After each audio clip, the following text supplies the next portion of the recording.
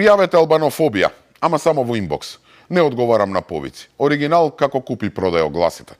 Откако тезите на Ахмети дека во Македонија постои албанофобија не поминаа никаде, па дури ни кај албанците, сега се обидуваат тоа да го докажуваат преку грбот на своите партиски војници.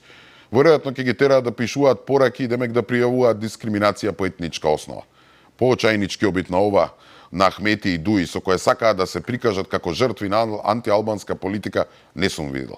Замислете, Дуи најде мане и антиалбанство и во вонредниот инспекцијски надзор во Институтот за јавно здравје, каде се испитува како биле примани работници на работа во изминатите години.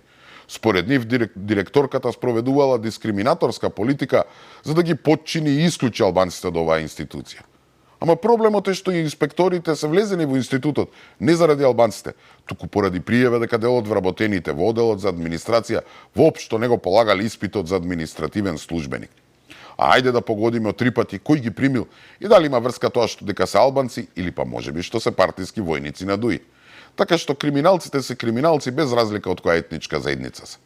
Но ете за Дуи нема граници кога треба да се бранат милионите криминални земени пари. Па така, освен што им смета кога некој се бори со криминалот, Ахмети изгледа целосно ја загубил и смислата за хумор. Па така почна да му смета и Вевчанскиот карневал, кој според него и неговите бил опасна провокација за мирот и стабилност. Замислете, партијата на Ахмети преку сопштение најостро го осуди како што велат неприфатливиот чин за исмејување и сатиризирање на обидот за атентат на Зијаден Села, што се случил за време на карневалот.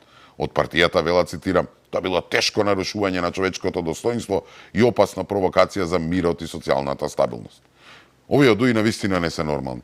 Бараат санкции за Вевчанскиот карневал, кој патем е познат токму по својата сатира и маски, кои преку хумористични сцени ја прикажуваат, разоткриваат и исмејуваат актуелната политичка ситуација во Македонија, но и во светот. Од секогаш маските и сцените биле провокативни, но досега никој не се осудил да бара институциите да реагираат поради ваквиот хумор. Значи и од Ахмети да е, веќе премногу е.